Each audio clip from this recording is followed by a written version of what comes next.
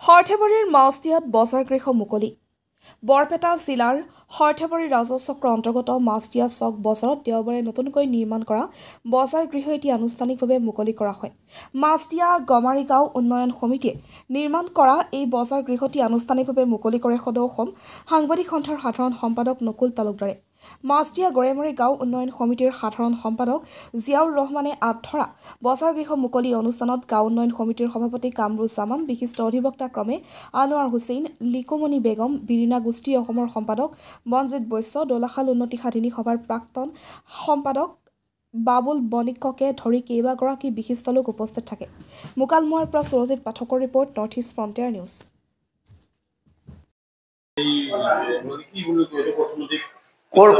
মানুহ দোকানীটো গাঁৱলৈ দিয়া নেকি? আমাৰ গাঁও উন্নয়ন সমিতিৰ সভাপতি মহোদয়ক তেখেতক আদৰি নিবলৈ লগতে বাকী আমি যিখিনি ইয়াত উপস্থিত আছো আটাইকে সহযোগ কৰিবলৈ মই অনুৰোধ জনাইছো।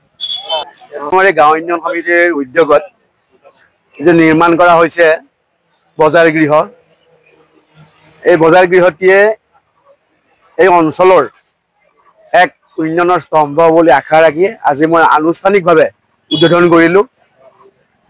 সমগ্ৰ মাছদিয়া অঞ্চলৰ কাৰণে এই চকটো এটা গুৰুত্বপূৰ্ণ চক আৰু মই আহ্বান জনাম গাঁও উন্নয়ন সমিতিৰ লগতে স্থানীয় মানুহক এই চকত যাতে স্থানীয় মানুহখিনিয়ে ব্যৱসায় কৰাৰ এটা সুবিধা পায় আৰু এই চকটো উন্নয়নৰ কাৰণে চকৰ আশে পাশে থকা যিখিনি ভূমিৰ মালিক তেওঁলোকেও যাতে অকণমান গুৰুত্ব দি আকৰ্ষণীয় ব্যৱসায়িক প্ৰতিষ্ঠান বা ব্যৱসায়িক ঘৰ গৃহ তেওঁলোকে নিৰ্মাণ কৰে আৰু তাৰ জৰিয়তে সমগ্ৰ মাছদিয়া অঞ্চলটোৰ এটা উন্নয়ন হ'বলৈ মই আশা কৰিছোঁ।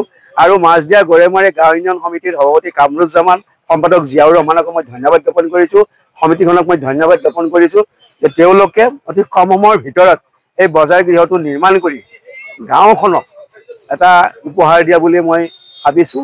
গতিকে এই সমিতিখনক ধন্যবাদ জ্ঞাপন কৰিছোঁ। আগন্তুক দিনত এনেকুৱা ধৰণৰ ইতিবাচক পদক্ষেপেৰে গাঁওখন আগবাঢ়ি যাব সেই আশা ৰাখিছোঁ। মাছদিয়া গৰেমাৰী গাঁও উন্নয়নৰ আমাৰ এই বজাৰ গৃহৰ উদ্বোধন অনুষ্ঠানৰ উদ্বোধক মহোদয় গৰেমাৰী এই গাঁওখনৰ লগত এই উন্নয়ন সমিতিখনৰ লগত আমাৰ সমস্যাৰাজিৰ লগত তেওঁ আজি নহয় বহু দিনৰ পৰাই জড়িত। যিকোনো অনুষ্ঠান পৰ্বণত তেওঁৰ অনুপস্থিতি আমাৰ কাৰণে মানে এটা অনুষ্ঠানটো ভালকে পৰিচালনা কৰিব নোৱাৰা এটা কাৰক হৈ পৰে। তেওঁৰ উপস্থিতিয়ে আমাৰ উদ্বোধক মহোদয়ৰ উপস্থিতিয়ে আমাক বহুখিনি শক্তি যোগায় আৰু সেই মৰ্মে তেওঁ ইতিমধ্যে গোটেইখিনি কথা কৈ গৈছে। তথাপিতো মই এই গাঁৱৰ এজন লোক হিচাপে এটা কথাই কৈছোঁ যে আমি এই গাঁওখনৰ উন্নয়ন কৰাৰ স্বাৰ্থত কোনো দুৰ্নীতি নোহোৱাকৈ এই গাঁওখন আগুৱাই নিয়াৰ স্বাৰ্থত আমি যৎপৰোনাস্তি চেষ্টা কৰিম, ভৱিষ্যতেও আমাৰ চেষ্টা থাকিব আৰু সেই মনোভাৱেৰে আমাৰ গাঁও উন্নয়ন কমিটি আগবাঢ়িছিল কাৰণে তাৰ ফচল হিচাপে আজি এই বজাৰ গৃহ স্থাপন হৈছে।